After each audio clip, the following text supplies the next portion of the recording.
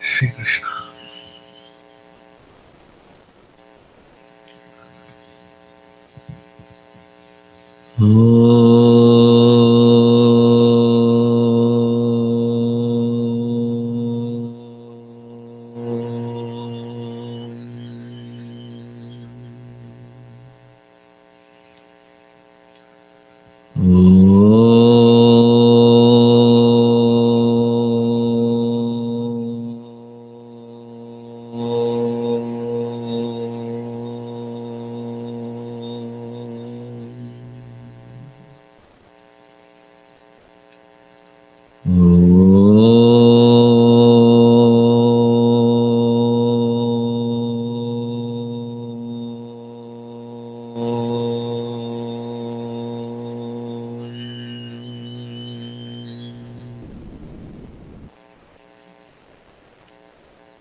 Om Sahana Vavatu Sahanau Bhunaktu Sahaviryam Karavavahai Tejasvinavadhitamastu ma vidvishavahai.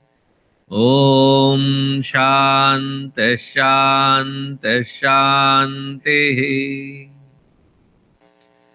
Gurur Brahma Gurur Vishnu Gurudevo Maheshwaraha Gurureva Param Brahma Tasmai Shri Gurave Namaha. Tasmai Shri Gurave Namaha.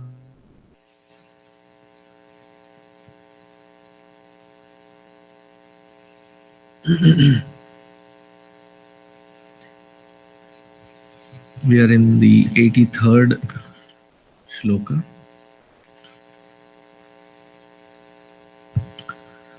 In this book, we are in the 166th page. We have seen so far 653 names of the Lord. So please repeat after me. Kamadeva Kamapalaha Kamapalaha Kami Kanta Kritagamaha Anirdeshya Vapur Vishnu Viro Nanto Dhananjayaha.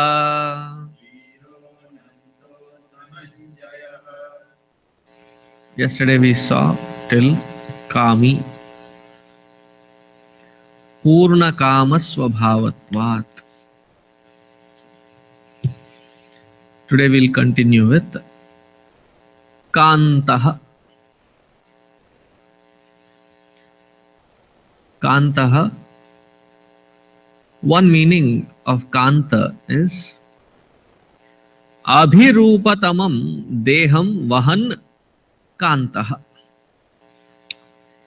In every avatar, Bhagavan Vishnu comes in amazing, beautiful forms. That there is no one more attractive than Bhagavan himself. Therefore, he is called Kantaha. A simple meaning of Kanta is, this is the second meaning. A simple meaning of Kanta is the one who is the, how do I put it?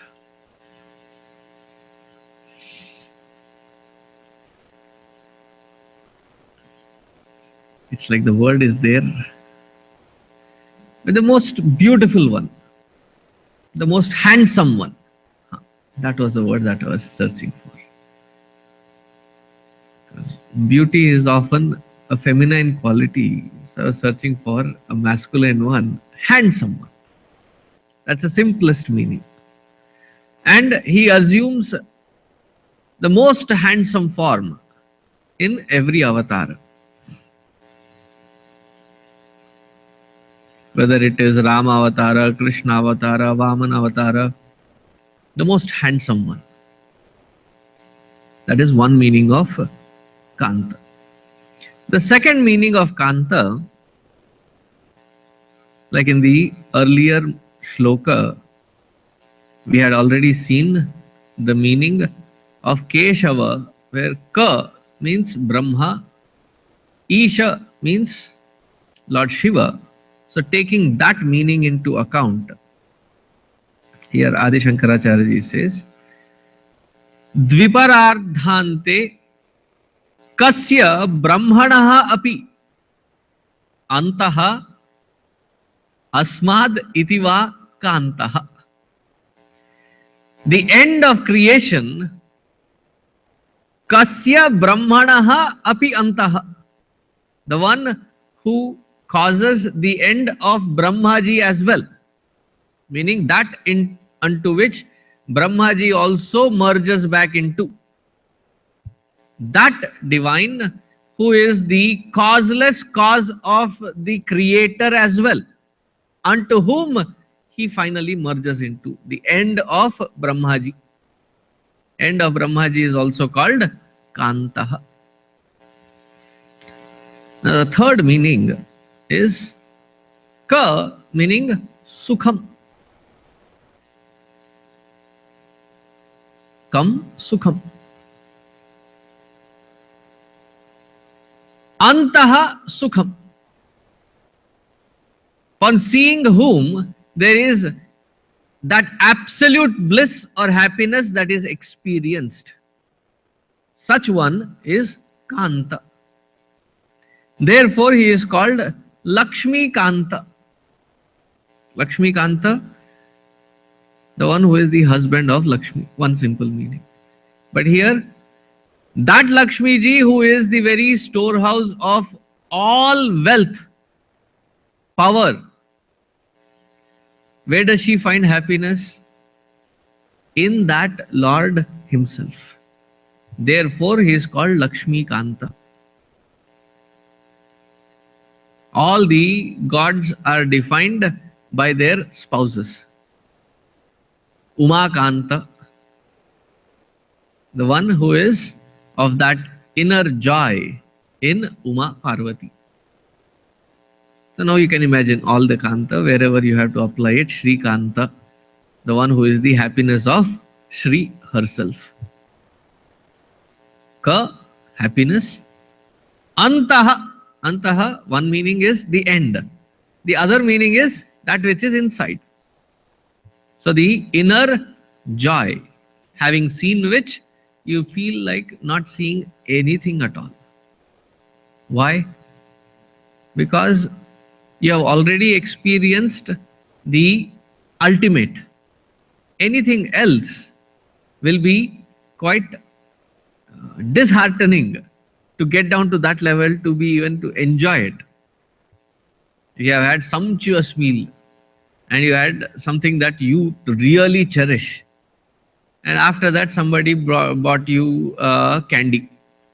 ठीक है, but not now. Why? I am in a different level of satisfaction. So Kantaha, the one who brings in that amazing sense of delight, joy and satisfaction. Now going to the next name of the Lord. Kritagamaha. Kritagamaha, the one who is the author. Krita, author of what? Agamas. What is Agama Shastra? Agama Shastra is both Shruti and Smriti put together are called Agama.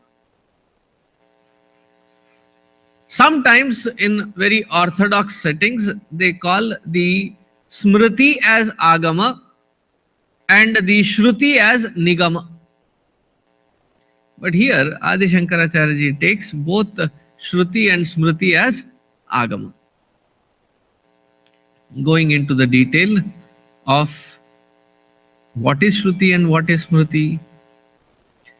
Shruti is that knowledge which has been revealed by that Lord himself, starting from the Creator himself. He gave this knowledge to him. In the 4th chapter of Bhagavad Gita, there Bhagavan himself says, Adav, right in the beginning, I gave this knowledge to Lord's son. Ikshvaku, he gave it to Ikshvaku. And Ikshvaku gave it to further lineage of his successors. Always get confused between predecessor and successor. His successors. So this knowledge that was revealed by the Lord himself, and there is no other authorship involved. Therefore, the Vedas are called Shruti. There is no authorship to it. It hurts to read Wikipedia and other researchers when they say the oldest Veda can be traced all the way back to 6,000-7,000 years. I don't know where they came up with that figure from. And they say the oldest Veda is Rig Veda. These Vedas are timeless and they have been revealed by the Lord himself. Therefore, and they were given from one generation of teacher to the student through hearing process. Therefore, it is called Shruti. And the literature has to be always referred to as mantra. They are not called shlokas, they are called mantra. Smriti, on the other hand, have been authored by different rishis and sages. One of the most famous or infamous, depending on whose commentary you read. What is that Smriti? Manusmriti. Famous or infamous one. Because it gives us the conduct of do's and don'ts. There are commandments given. Another famous one of Smriti is called Bhagavad Gita. Now, Bhagavad Gita holds a very unique position.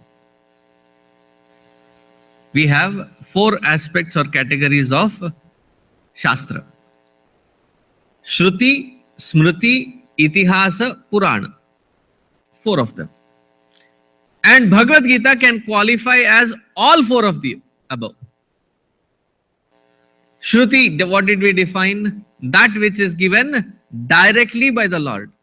Here Bhagavan Swayam, Bhagavan Uvacha, he himself is giving this message to Arjuna. Therefore it is Shruti. It gives us do's and don'ts, code of conduct. Therefore it is Smriti. It is definitely an integral part of the Itihasa called Mahabharata.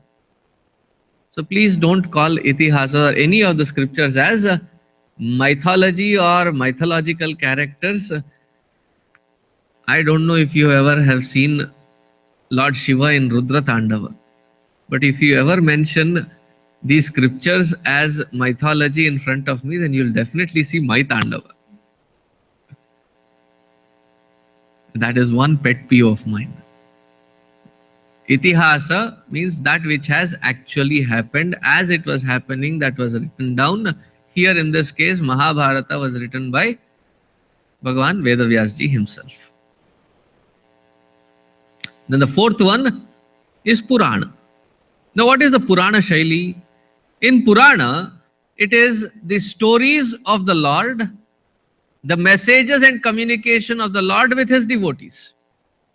If you look at that Shaili, here it is Bhagavan himself speaking to his devotee friend in the form of Arjuna. Therefore, it can be classified even as Purana. So, Shruti, Smriti, both put together are called Agama Shastra. Now, this Agama Shastra, where Bhagavan gives his commandments. It is not like the commandments of the Abrahamic religions, that there are 10 and that's it. The nuances of a human mind interacting with the world outside and the society. There's so many aspects that have to be covered. And Bhagavan has meticulously covered all these aspects. In fact, to simplify this, I would say, listen to Bhagavad Gita and what Bhagavad Gita has ordained as our human responsibility. Even if you just fulfill that, all the layers of vasanas from inside will be completely washed out. Therefore, whenever you get an opportunity to hear such satsanga where Bhagavad Gita, even Adi Shankaracharya ji says, Bhagavad Gita, kinchid adita. Even if you read little bit of Bhagavad Gita, understand it and apply it, that will take us into the spiritual path faster than you can ever imagine. So the Agama, Shruti and Smriti, who is the actual author? Though we say there is no author, but it was given by the Lord himself. The Lord alone can be held responsible as the author of these Agama Shastras. Therefore, he is called the Kritagamaha. And in Veda Vyasji's own words, he says, Veda Shastrani Vijnanam Etat Sarvam Janardanat. The Vedas, the Shastra and the Vijnana. Where did it all come from? It was from that Janardana alone, that Lord alone. Therefore, he is here called as the Kritagamaha. Krita Agamaha. The one who has given us this amazing knowledge and wisdom. So we cannot blame the Lord that he has created this creation and put us in this creation and we don't know what to do. Go back and read the scriptures. Read the scriptures and they are very clearly stated as to what is our purpose and responsibility. What amazes me is after listening to Upanishads and Bhagavad Gita, in the frequently asked questions, one of the most often asked questions is, what is the purpose of my life? सुन रहे थे कि सो रहे थे? Were you listening or were you sleeping through? The purpose of our life is to find that Paramatma as the core of our own being. Nothing else matters. What stops us from reaching there? Our own vasanas, our own layers of accumulated impressions which keep us away from it. So therefore, I call Chinmaya Mission as a huge Dhobi Ghat, where Chinmaya means the Jnana Ganga. And in that, though they say in English, don't wash your dirty linen in public. We encourage it. Bring your different vasanas and wash it in this Jnana Ganga. I cannot impress enough. Why is this Jnana, that Agama, the knowledge that the Lord has given, is the important thing? How do you remove darkness? You can remove darkness only by few methods. Light a lamp. If you have electricity, turn on the lights, tube light or whatever. If you don't have the flashlight. Darkness can only be removed by light. So once I thought maybe we have gotten accustomed to removing darkness through these methods. Maybe there is another innovative method. So in the room that I was staying, I bought the most powerful bleach. When it was dark, I threw that bleach in there. The bleach can remove a lot of things. So I thought the bleach can remove darkness. Was it successful? Can it be successful? No. After coming into US, I saw there were the vacuum cleaners. So I sealed the room and plugged it to the vacuum cleaner, a very powerful one, and tried to suck the darkness out. Can it suck the darkness out? It can never suck the darkness out. The only way to remove darkness is through lighting a lamp, lighting the illumination. Similarly, if we look at the root cause of where we are and what we are experiencing, whatever ups and downs that we go through, it is because of an identity crisis. We have lost the identity of our true nature.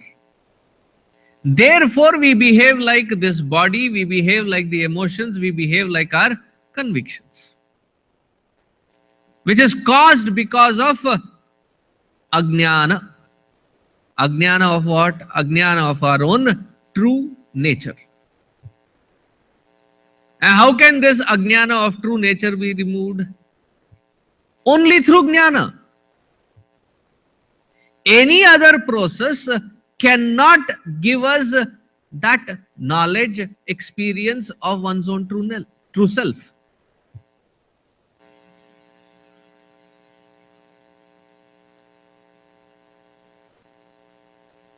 So when people ask, do you do pranayam?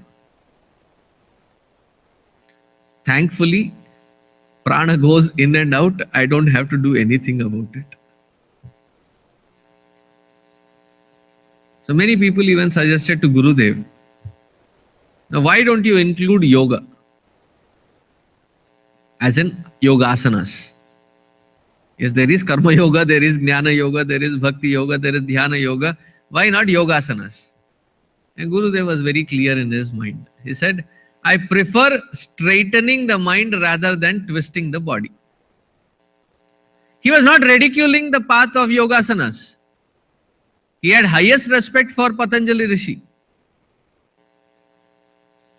Said those all methods are prepping that mind in creating that environment within, that it can appreciate what actually the problem is and what should be the solution applied. And that jnana, who has given? Etat sarvam janardanat. Bhagavan has not just created this world and let us loose. He has also given us the manual. How do we disentangle ourselves and find that true nature of our self? And that can happen only through jnana. All other processes can only help that mind purify to reach to that level where we can understand that knowledge, appreciate it, acknowledge it, apply it, and evolve in that experience of one's own true nature. Etat sarvam janardanat.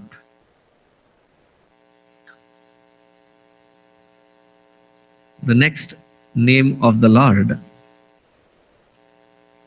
Anirdeshya Vapuhu. That Vapuhu, that individual who cannot be defined, that one who is of the form of indescribable nature. Anything that we define, as Gurudev puts it beautifully, you define God, you have defiled God. Any definition, it is a product of our own mind. And mind usually functions from its prior experiences.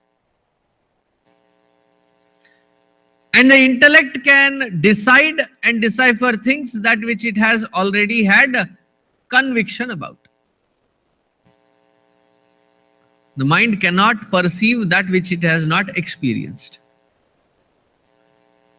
If you have experienced it, the mind can retrieve it. If I say orange, what comes into your mind?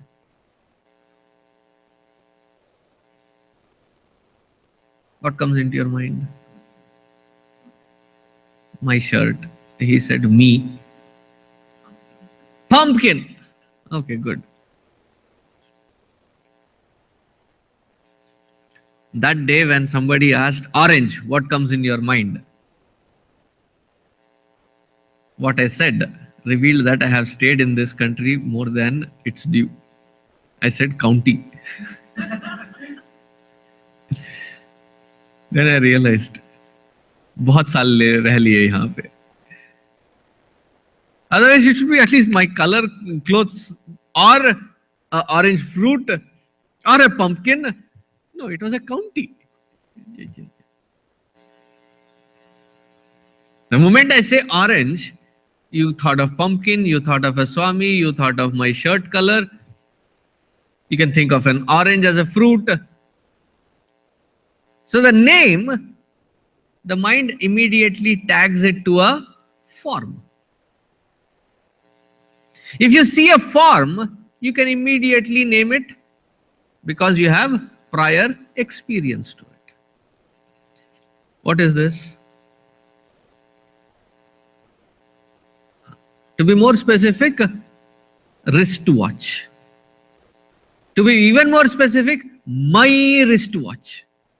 It's not your wristwatch, it is not somebody, it is my wristwatch. It is watch. It gives time. How easy was to answer this?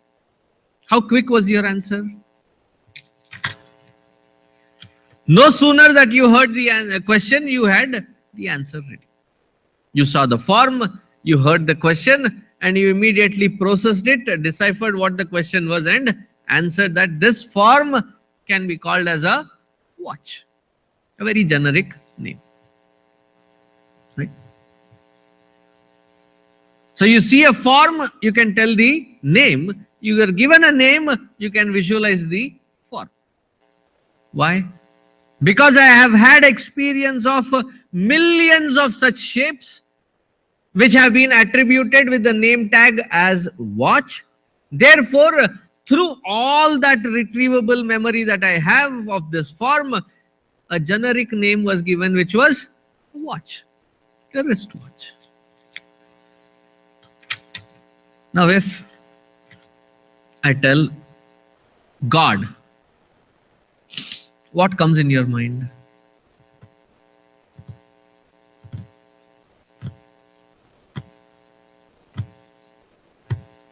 The mind freezes. At the most, we will point at certain murtis or certain photographs or certain portraits and say, this is God. In actuality, we have not experienced that God. And now the mind, which has been conditioned by the outside education system, wherein if you can't define it, then it must not be real. If the mind cannot grasp it, if the mind cannot define it, then it is not something which can be attributed as real. Like for example, if I say, have you ever tasted Damadakaduchi? Have you ever lived in this country more than 10-15 years? Then you should have tasted it. Have you tasted Damadakaduchi? Exactly. That which has not been experienced, the only question that comes into my head is, what exactly is that? He said, have you tasted it? Is it a music? Is it some kind of a music band? Is it something to taste as in real taste of, that which my tongue can taste? Or is it a taste of a culture? What is Damadakaduchi? You would have not experienced it because I just created the word on the fly. That which the mind has not experienced, it cannot fathom. And that mind which cannot fathom what it has not experienced, it trying to define that which has never experienced, can it ever be a possibility? Therefore, the scriptures have evolved, our rishis have evolved a beautiful technique. And that technique is called the Neti Marga. Not the Telugu Neti Marga. In Telugu, Neti means ghee. No, we are not talking about ghee Marga. Neti Marga here specifically means they identify various aspects, and by the process of negation, like in those days when we were sent to railway station or bus station to pick up one of our relatives whom we have never seen, or my father's friend whom we have never met. And in those days there were no cell phones, there were no Facebook profile photos, nothing. There was nothing available. So we were given instructions. First instruction, at least 6 foot tall. Male, 6 foot tall. Completely bald. There is no hair on his head. Big mustache. And he is on the healthier side. He is on the fluffier side. He is heavy set. And when he is joking, don't be right in front of him because he constantly eats pan.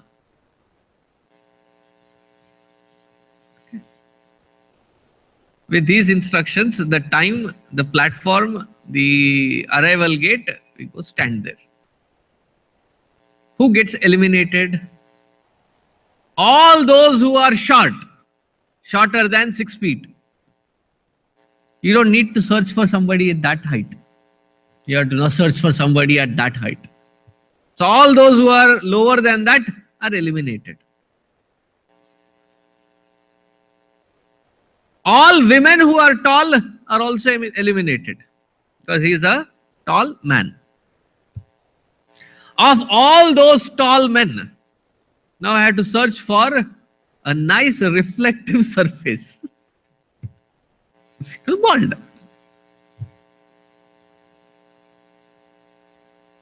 And there can be couple of bald heads who are that tall. And there I go, rush to that person and I go in front of him to see.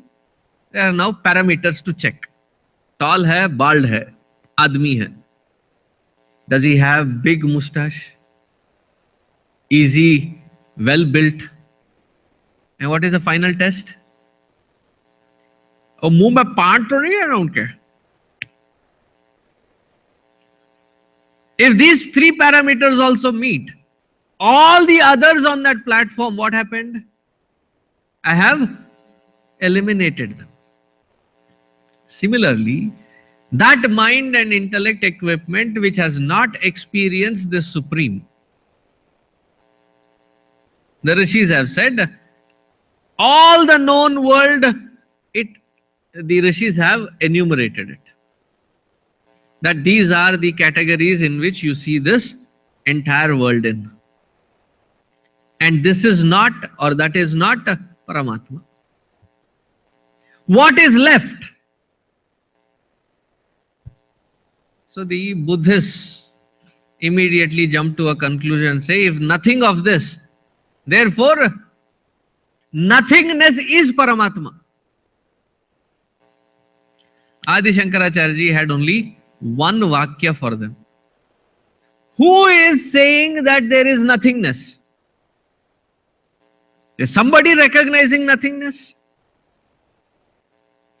That who is recognizing that nothingness is the only thing which is left behind. And to experience that, You don't require the mana buddhi equipment. Because by far what has been our process of understanding the world outside, it has to be processed, it has to be grasped through the mind, it has to be processed through the intellect, and there we ascertain the acknowledgement of that world being experienced. This is how we experience the world. But here we do not require that buddhi and that mana also.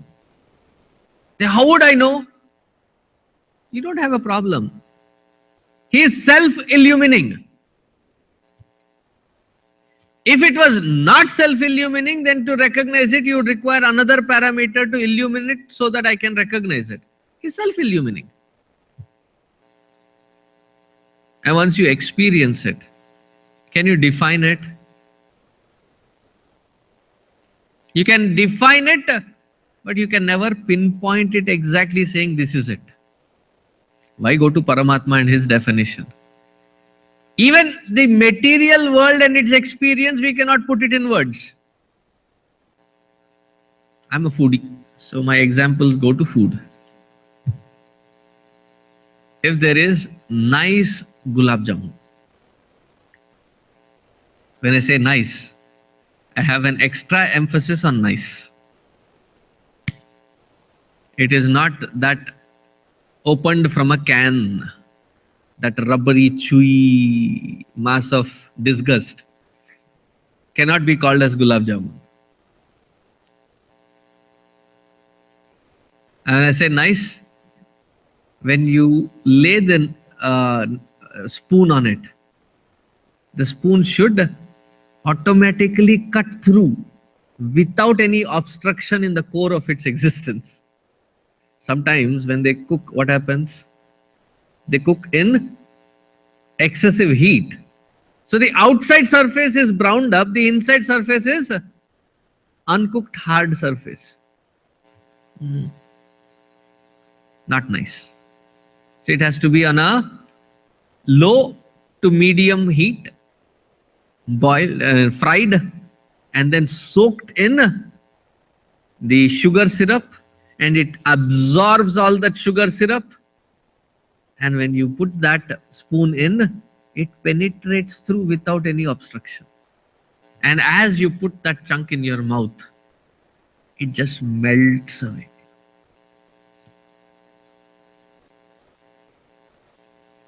And somebody has made it from scratch, and it is just melting away in your mouth.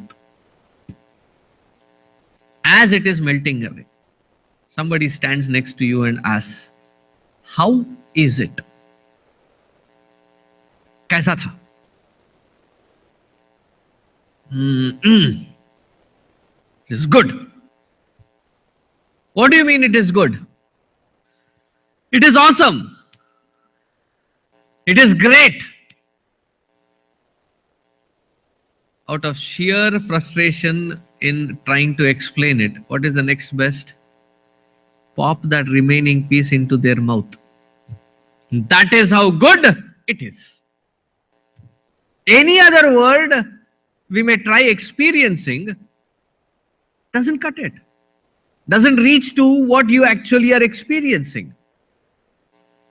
Now that which is the subtlest of the subtle, which the mind cannot grasp, can it even explain?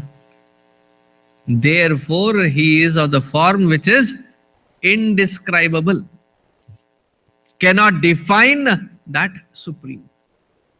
Therefore, that becomes one of his names. That who does not or cannot be described. Was it in Harry Potter or something?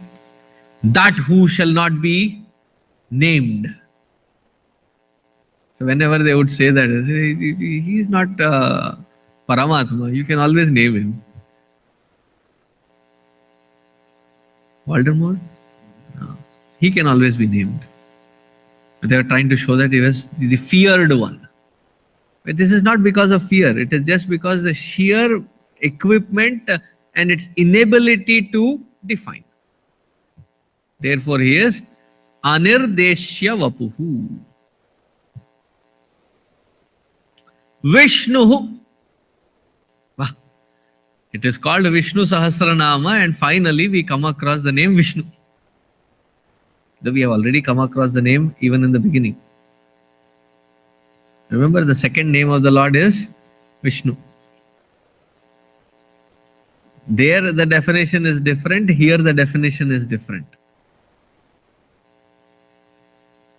So they are considered as two different names. So what does Vishnu here mean? Here, Adi Shankaracharya ji says, that who is all pervasive, that who is all pervasive, such one is called Vishnu. That who pervades all that which is created and that which is beyond, and transcends that as well, such one is called Vishnu. Vyapya me rodasi natha kantihi abhyadika sthita kramanat vyapaham partha Vishnuhu iti abhisangitaha. Bhagavan himself defines who Vishnu is or what Vishnu is. He defines his own name while explaining it to Arjuna Partha. So who am I? He says, that who is pervading through all this creation and that which is beyond that creation, which I cannot perceive right now, the heavens, and transcends the heavens as well, not limited by the heavens, transcends the heaven as well. Such a transcendental experience or such a transcendental being is called Vishnu. That which is pervasive as well as transcendent. Going back to my gulab jamun example. As you soak that gulab jamun in the sugar syrup, what happens? If it is nicely fried, the sugar syrup is absorbed, swallowed in. How deep? Through and through. If it is not going through and through, then it is not a nice gulab jamun. So with respect to that chashni or that syrup, sugar syrup, how is it pervading? Antar bahishya tat sarvam. Inside out there is only that sugar syrup which is pervading. Similarly, in and out of every aspect of this creation, from the smallest particle to the bigger than the biggest aspect of this creation, that which is pervading all these and yet transcends all these, such one is called Vishnu. Vishnuhu iti abhisangitaha. Anirdeshya vapur Vishnuhu. And the next word is Viraha. Viraha. We have earlier seen Veera as the most valiant one. Now here, it is from the root word, Adi Shankaracharya ji says, from the root word V. And what does this root word V mean? V not as in WV, but as in Va with E. V. According to the Dhatu Pata, it has the following meanings. V means movement, motion. V also means creation. V means that which is illuminating, radiating. V means existence. V also means involution. All these qualities or all these aspects are defined by the dhatu V in the dhatu part. See, Sanskritam is very easy to learn. There are only 2200 dhatus, root words. How many words are there in English? Millions of words. Sanskritam, 2200 root words. Dhatu. You memorize those 2200. You add certain suffixes, you add certain prefixes, and you get the entire Sanskritam literature. One of the root words is V, and it has the following meanings: movement, creation, radiance, existence, involution. The one who has all these 6 qualities, such one is called Veera.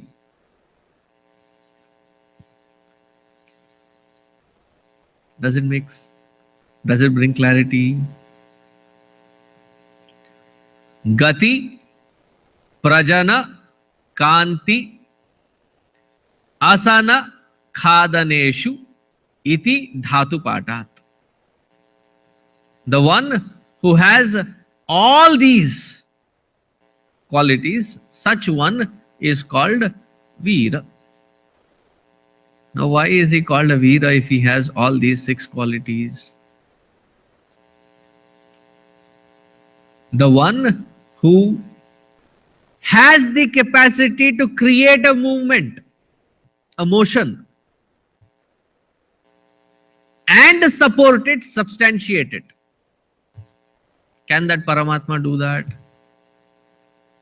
The entire creation is a living proof of that.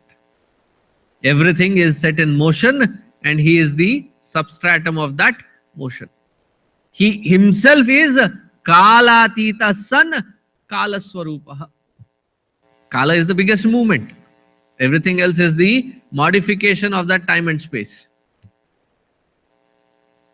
So he becomes the movement and also supports it. So he is the movement. Creation.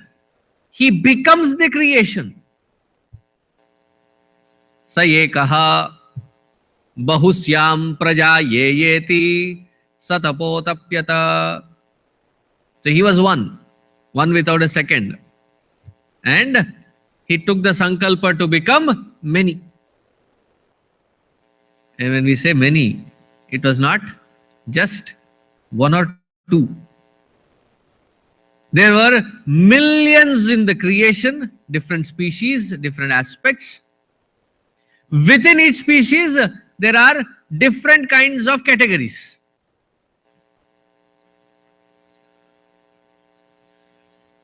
Sajatiya, Vijatiya, Swagata Bheda. Sajati, different kinds of human beings. Are we not there? And how gross are we that we fight only at that level? Why? Because you are darker skin, I am whiter skin. And because you are a darker skin, leave this country. Because everybody is a settler. Those who are actual indigenous people, too harsh, but they were exterminated, not even killed. Exterminated, as if they were some Kida Makoda. And we still fight on the basis of color of skin, Sajatiya Bheda. Within the Jati, there are differences. There are Caucasians, there are black, there are, what are we called? No, there's a name for it. Mongoloids? No. Caucasians? There's a word, it is right there. Anyway, no, that is geographical description. It's right there. If it comes, it will come. Okay. Anyway, so we have these Sajatiya Bheda. Vijati. There are different jatis of species. Homo sapiens is one of them. There are plant kingdoms. Within plant kingdoms, there are millions of varieties. The animal kingdom, there are millions of varieties. There are mammals, there are amphibians, there are birds. Vijatiya Bheda. Swagata Bheda. Swagata Bheda, from head to toe. Within that species, within that individual, we have a head. I'm not claiming anything within the head. It's just the head. We have a head. Then there is a neck. There is the mid torso. And then the lower limbs. And within the head, we have a forehead. Then there are eyes. There are so many Bheda. And when they say research in the medical field, what are they doing? Researching into knowing more and more about less and less. Earlier, there was one general practitioner. Head to toe, everything would be one doctor. Now you go to the general practitioner who will tell us which specific limb or doctor specialty that I have to go to. I don't know if we have reached to that point wherein you go to a ear specialist and he says, which ear? Left ear. No, I am a right ear specialist. Left ear is on the next. Are we already there? Not yet. Okay. Within a body, there are so many differences. Sajatiya, Vijatiya, Swagata, Bheda. So creation is not just creating some, lump of thing and saying that this is done. There's so much nuances that have gone in so many aspects, so many layers. We are yet to create one such. And everything has such a system to it that it is managed, and everything that in his creation has that glow of consciousness that radiates through. Every being is enlivened with that spark of life.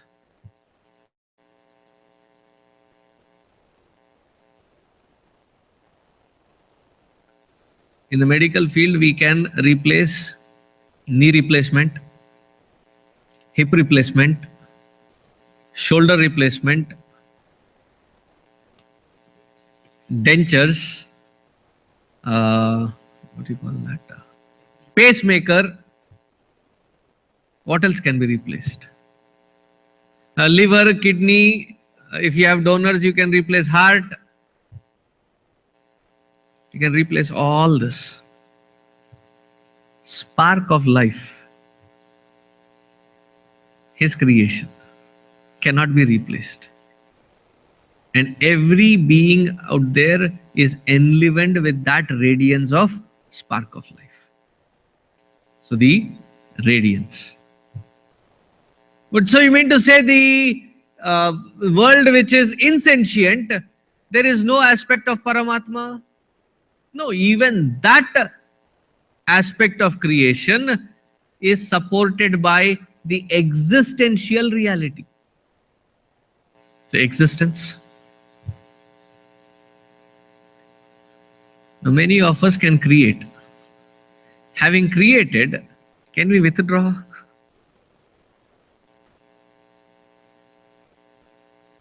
Otherwise, we all have Abhimanyu syndrome. We know how to go in, but we don't know how to pull out. He can also pull this entire creation back unto himself. That one who has all these 5 qualities is called the Veera. A very new, beautiful way of defining Veeratva. The valiant one who has these 5 qualities. Anirdeshyava Purvishnur Viro Viraha Anantaha. What does Ananta mean? In the scriptures, in the Upanishad, we come across Satyam, Jnanam, Anantam, Brahma. That which is Satya, existential, is conscious Jnana, and it is Ananta. A simple meaning of Ananta is, Anta means that which has a certain end. I think English has borrowed negation process from Sanskrit. Said. What is the opposite? Unsaid. Screw. Unscrew. So similarly, when it is added, it becomes the opposite of Anta. That who does not have an end. And this is one quality of the Lord which has to be very clearly understood. Both Paramatma and Avidya are Anadi. Both cannot be traced with a time of origin. So can Avidya be called as Paramatma because it is Anadi? No. Because this Avidya can be eliminated, destroyed through Jnana. It is Antavanta. It certainly has a definite time frame of end. It depends on how intensely you want to apply yourself in bringing it to an end. But Paramatma is that form which does not have an end. So when people ask, when was God created? Can that God be annihilated?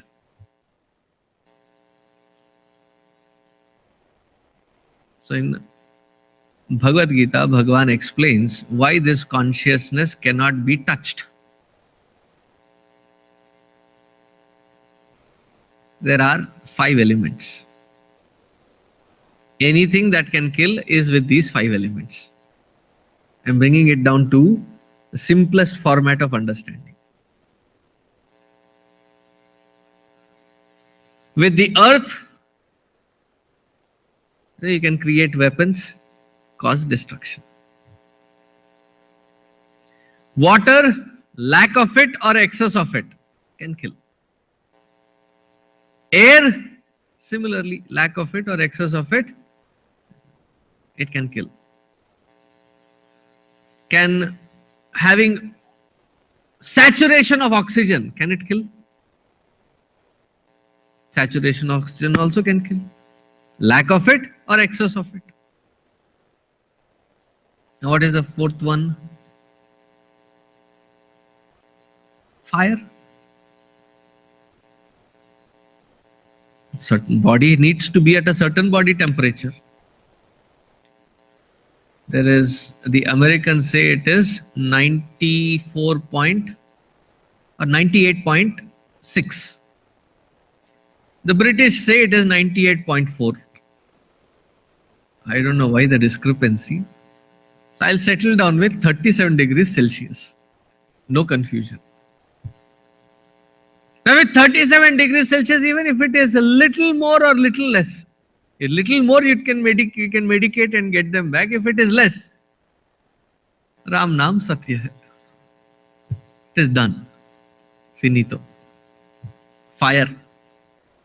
Excess of it can kill, under of it can also kill.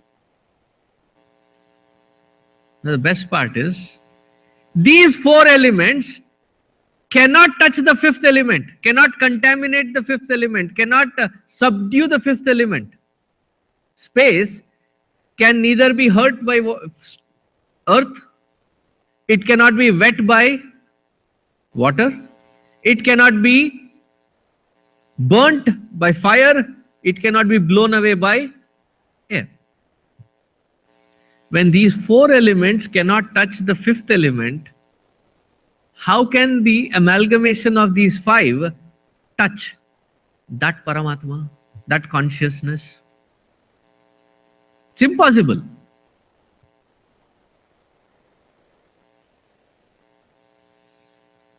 It cannot annihilate. Everything that which is created finally merges back at the end of the creation back into that Paramatma, including time. So that one who stays through the creation and stays beyond the creation as well, after the creation as well, such one can be called as Ananta.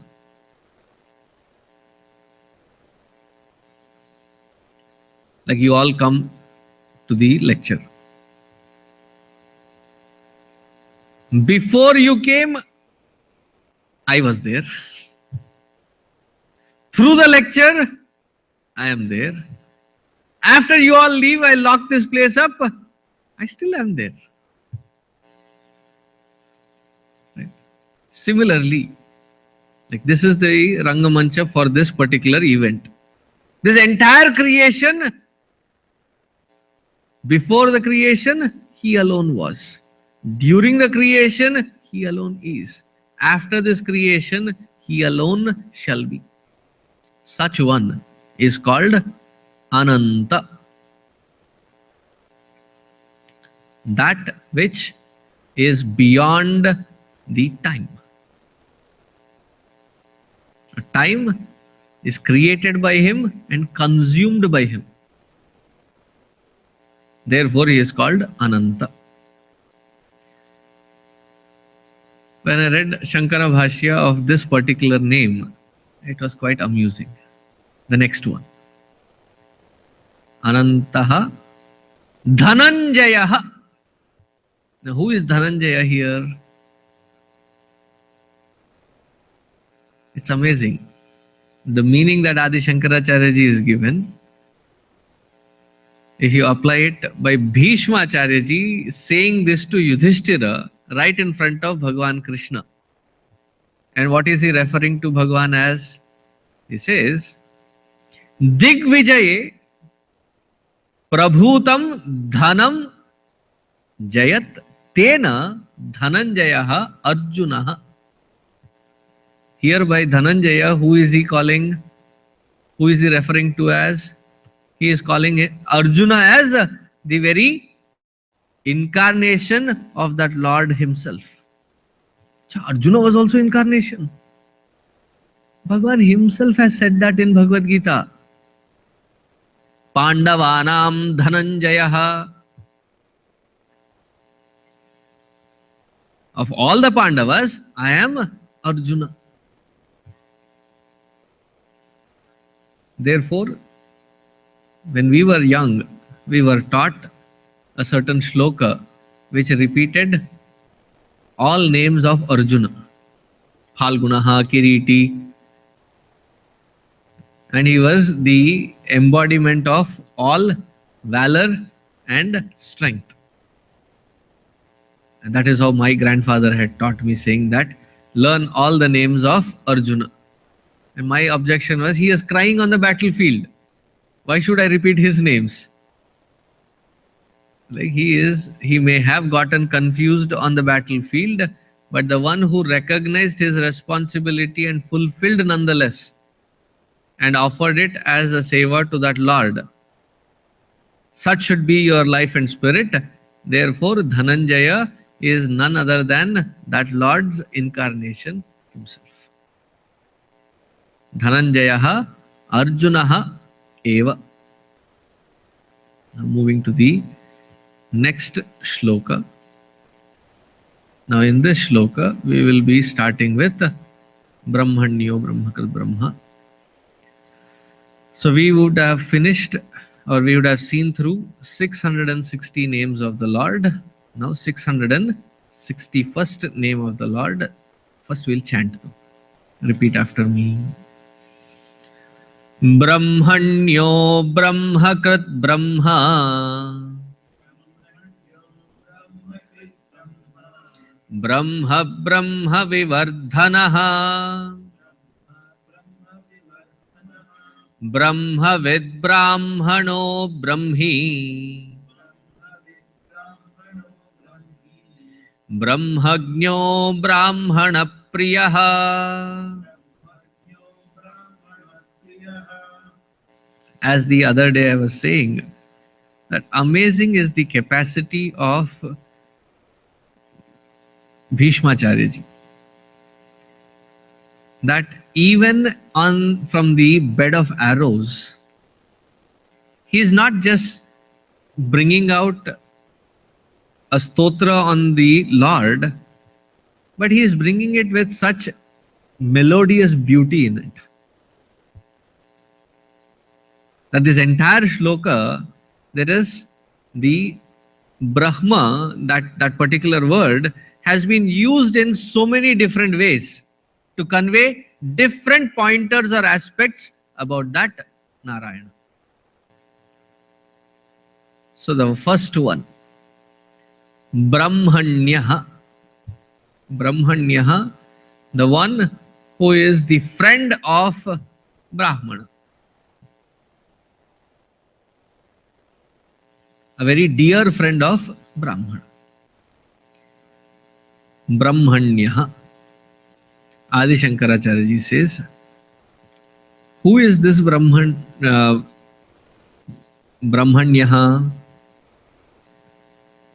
He says, Tapaha Vedascha Viprascha Jnanam cha Brahma Sangitam Tebhyaha Hitatvat Brahmanyaha. The one who has committed to a life of tapa, Vedadhyayana, and increasing their Vipratva, Jnana, so that they are abiding in that Brahma Sangitam, in that Supreme. And anybody who is not following this, by mistake, we may have been born in a Brahmana Kula,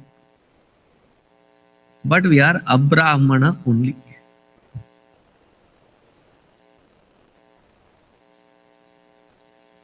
We were having a discussion in the car while coming about the ashrama and varna dharma. The Brahmana are the ones who have to take a complete vow of poverty and pledge their lives to a life of tapas and jnana. And because of this pledging of their life towards tapas and jnana, what will become their result of such pious life? Usually we say that we love God. Here God says, such people I love. Brahmanyaha, not those who are by mistake born in Brahmana Kula, but those who have dedicated their life to Tapascharya and Vedadhyayana. Knowledge in essence. There is a difference between these two words, Tapascharya and Titiksha. Titiksha is different unforeseen things happening in life and having the fortitude to face them without shying away, running away, or feeling succumb to those overwhelming situations. That is called Titiksha. Those who have thus equipped themselves with Titiksha, what is their next step? Is Tapascharya. And what is Tapascharya? Penance. What do we mean by penance? Penance meaning invoking inconvenience. In a different way to put. Invoking inconvenience. To give up something of a comfort zone and to put oneself through that practice so that we can transcend that which we have become complacent in. That is called Tapascharya. And it is not once a year or or a 20-day practice. A life dedicated to such a practice of Tapascharya. Whatever be the Tapascharya. And what is the greatest tapas?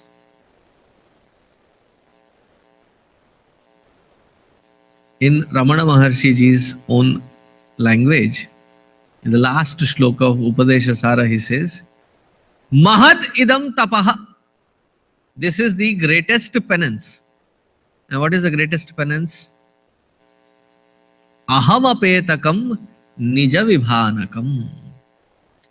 To relinquish the ego and to establish oneself in the knowledge of one's own true nature.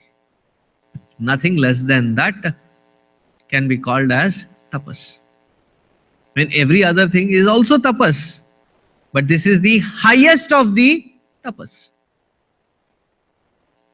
So such one who have dedicated their lives to tapascharya, through which they apply themselves for this jnana, therefore, tebhyaha hitatvat.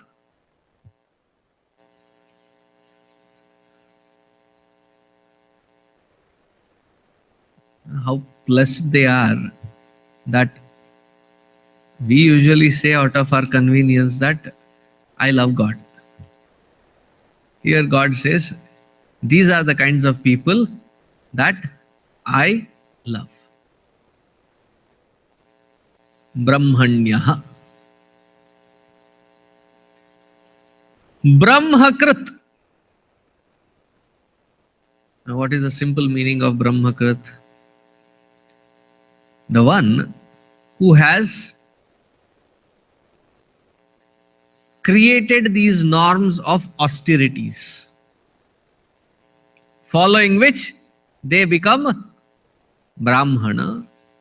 Who has created those austere measures? It is that Bhagavan himself who has ordained these methods. Sometimes we overdo things, not knowing what the origin of our process is. Like say, for example, one of the tapas is to maintain upavasa. Upavasa, fasting.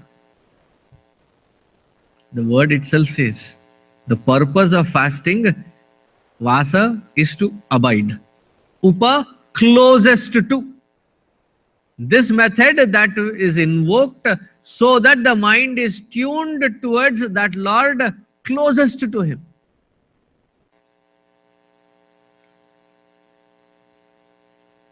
And it is said that every individual once a fortnight observe upavasa one day. And what is that one day? Ekadashi.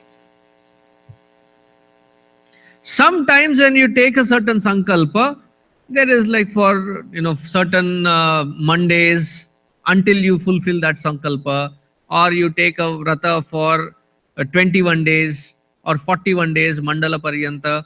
So you do the tapas for so many days, that many days you will not take, you know, salt or sweet, or you only eat vegetables, or you only eat fruits, kanda moola phala ityadi.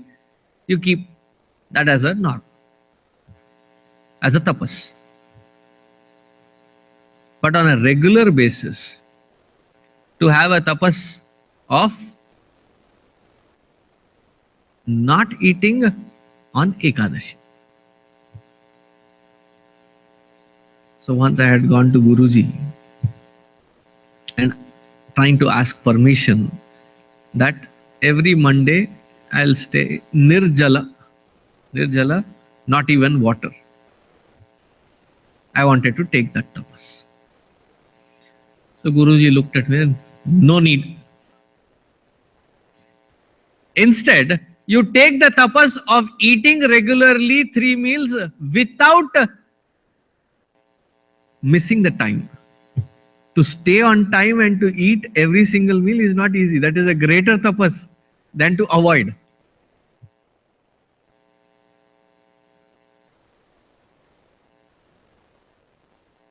The best tapas is that which the Guru tells. He knows where I am being complacent. And all these different tapas for different age groups, different backgrounds, Brahmakrit, the one who has already given, ordained it. We don't need to reinvent. Therefore, Bhagavan is called Brahmakrit, the author of the austerities. Brahmanyaha Brahmakrit Brahma. Brahma, that Bhagavan is also known as Brahma. See, when here it is said as Brahma, it is Pullinga Shabda.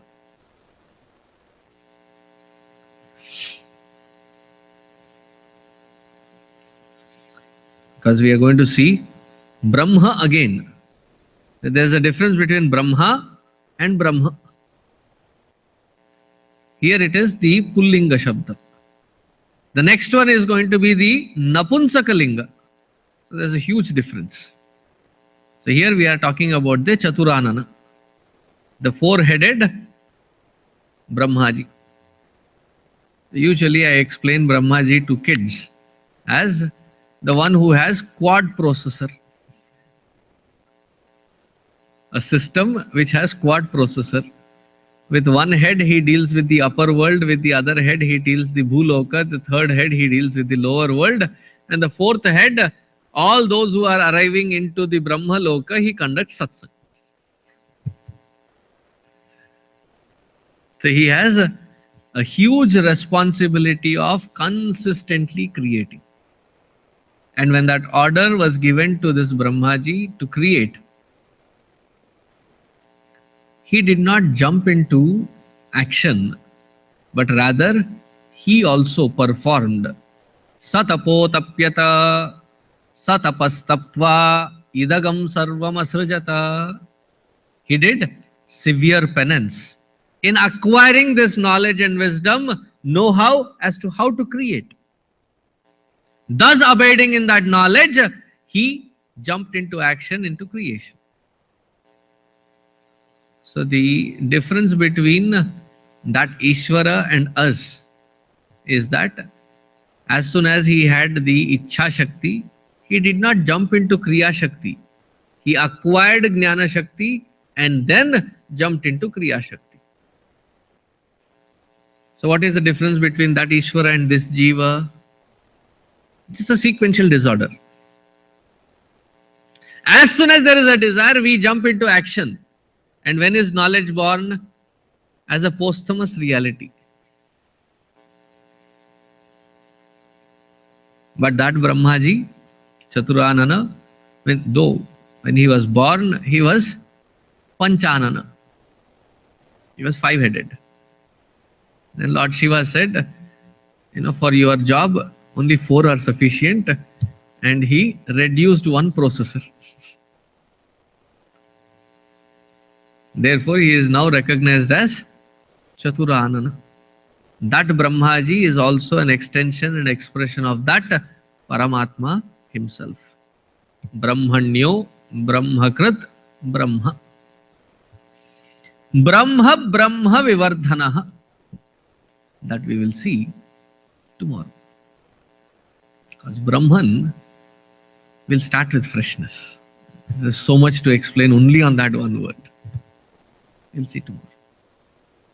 Om Purnamadaha Purnamidam Purnat Purnamudachyate Purnasya Purnamadaya Purnameva Vasishyate. Om Shanti Shanti Shanti. Harihi Om Shri Gurubhyo Namaha. Harihi Om.